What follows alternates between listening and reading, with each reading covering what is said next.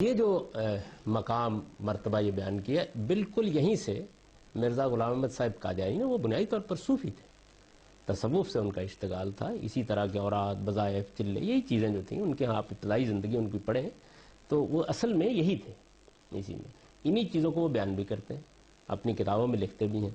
تو آہستہ آہستہ جس طرح یہاں آپ نے دیکھا ہے نا کہ ذرا الفاظ کے استعمال میں احتیاط برتتے ہیں، تو آہستہ آہستہ انہوں نے پھر یہ کہا کہ میں مسیح موعود ہوں، پھر انہوں نے کہا کہ میں گویا میرا مطلب اصطلاحی نبوت نہیں ہے، میں تشریعی نبی نہیں ہوں، پھر میں بروزی نبی ہوں، میں ذلی نبی ہوں۔ بروزی کا مطلب یہ ہے کہ بس جیسے نبوت کا مجھ پر ایک سایہ پڑ رہا ہے یا نبوت کا ایک پرتو میرے اندر آ گیا ہے، اس طرح کی بہت سی باتیں انہوں نے فرمائی، اور پھر آہستہ آہستہ انہوں نے یعنی دبے دبے الفاظ میں ایسی باتیں بھی کہیں کہ جن سے یہ معلوم ہوا گویا وہ نبی بنا دیے گئے ہیں اس زمانے کے۔ لیکن میں آپ سے عرض کروں کہ خود مرزا غلام احمد صاحب قادیانی کی جو تحریریں ہیں جتنی بھی ہیں ان میں بصراحت نبوت کے دعوے کی کوئی تحریر نہیں۔ دیکھیں جی، اس کے اوپر غامدی صاحب نے کافی ورکنگ کی ہے، آپ ان کی یوٹیوب پہ ویڈیوز دیکھ لیں۔ ان کا بھی موقف یہی ہے کہ اس سے کوئی صحیح سند سے ثابت نہیں ہے کہ اس نے خود کہیں پہ دعوے نبوت کیا ہو۔ آئیے ہم آپ کی غلط فہمی دور کر دیں اگر آپ کے دل کے اندر کوئی ہے، اور غامدی صاحب جو دھوکہ دے رہے ہیں اس دھوکے کا پردہ بھی ہم پھاڑ دیتے ہیں۔ یہ میرے ہاتھ میں ہے ان کے الہامات کا مجموعہ جس کا نام انہوں نے رکھا ہے تذکرہ۔ 14 اگست سن 1903 کو ان پر جو الہام ہوا، جو وحی آئی، وہ کیا تھی؟ یاسین والقرآن الحکیم انک لمن المرسلین۔ غامدی صاحب کیا اب بھی آپ کہیں گے کہ انہوں نے صراحتاً نبوت اور رسالت کا دعویٰ نہیں کیا؟ اور اس کے مرتب نے اس کے نیچے اس الہام کا ترجمہ بھی کیا ہے، اے سردار پر حکمت قرآن اس بات کا گواہ ہے کہ تو خدا کا مرسل ہے۔ یہ 14 اگست کو مرزا قادیانی کہتا ہے مجھ پر یہ وحی آئی، حالانکہ یہ وحی تو سید الانبیاء والمرسلین صلی اللہ علیہ وسلم پر مکہ مکرمہ میں نازل ہو چکی تھی، کہ اللہ تعالیٰ نے فرمایا تھا یاسین والقرآن الحکیم انک لمن المرسلین علی صراط مستقیم تنزیل العزیز الرحیم۔ یہ وحی تو سرکار۔ اب مرزا قادیانی صراحتاً یہاں تذکرہ کے اندر نبوت اور رسالت کا دعویٰ کر رہا ہے۔ ایک اور بھی سن لیجئے، جن دنوں ملک میں طاعون پھیل رہا تھا تو چند دن قادیان میں طاعون ذرا لیٹ پہنچا، تو مرزا صاحب نے جٹ اعلان کر دیا۔ یہ ہے میرے ہاتھ میں روحانی خزائن جلد 18 صفحہ نمبر 226۔ سمجھو کہ قادیان اس لیے محفوظ رکھی گئی کہ وہ خدا کا رسول اور فرستادہ قادیان میں تھا۔ غامدی صاحب کیا یہ صراحتاً رسالت کا دعویٰ نہیں ہو رہا کہ خدا کا رسول اور فرستادہ چونکہ قادیان میں تھا اس لیے قادیان کو طاعون سے محفوظ رکھا گیا؟ پھر یہی روحانی خزائن جلد 18 صفحہ 231، اس کے اندر صاف صاف لکھا ہے سچا خدا وہی خدا ہے جس نے قادیان میں اپنا رسول بھیجا۔ اب بھی غامدی صاحب یہ آپ لوگوں کو دھوکہ دینے کی کوشش کر رہے ہیں کہ مرزا صاحب نے تو صراحتاً نبوت اور رسالت کا دعویٰ ہی نہیں کیا۔ جب ہم آپ کی گرفت کرتے ہیں تو آپ کے ساتھی ہمیں کہتے ہیں قیامت کا دن ہوگا، غامدی صاحب کا ہاتھ ہوگا اور سید اسد کا گریبان ہوگا۔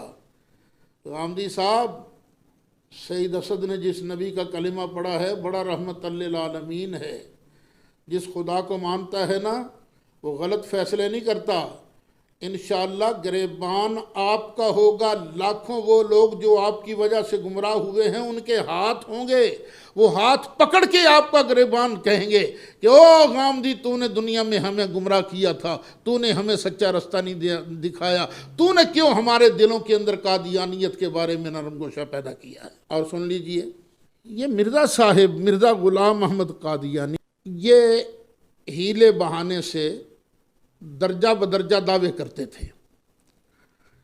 یہ ہے میرے ہاتھ میں روحانی خزائن جلد 17 صفحہ 435۔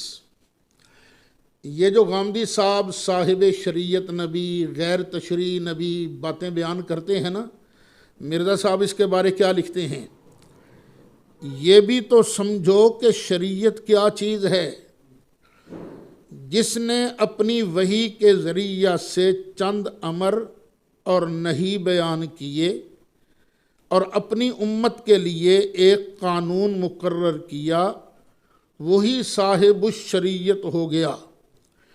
پس اس تعریف کی روح سے بھی ہمارے مخالف ملزم ہیں، کیونکہ میری وحی میں امر بھی ہیں اور نہی بھی۔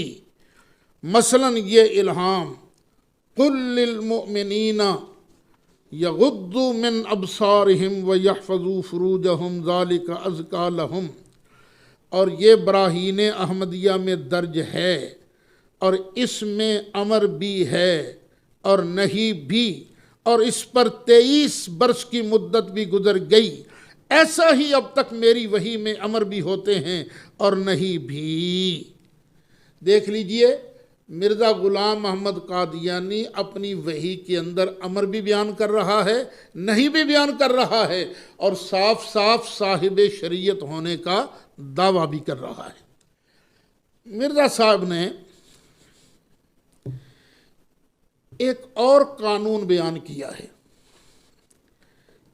یہ میرے ہاتھ میں ہے روحانی خزائن جلد 15 صفحہ 432۔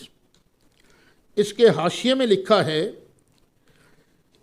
یہ نکتہ یاد رکھنے کے لائق ہے کہ اپنے دعوے کے انکار کرنے والے کو کافر کہنا یہ صرف ان نبیوں کی شان ہے جو خدا تعالیٰ کی طرف سے شریعت اور احکام جدیدہ لاتے ہیں، لیکن صاحب الشریعت کے ما سوا جس قدر ملہم اور محدث ہیں، گو وہ کیسی ہی جناب الہی میں اعلیٰ شان رکھتے ہوں اور خلعت مکالمہ الہیہ سے سرفراز ہوں، ان کے انکار سے کوئی کافر نہیں بن جاتا۔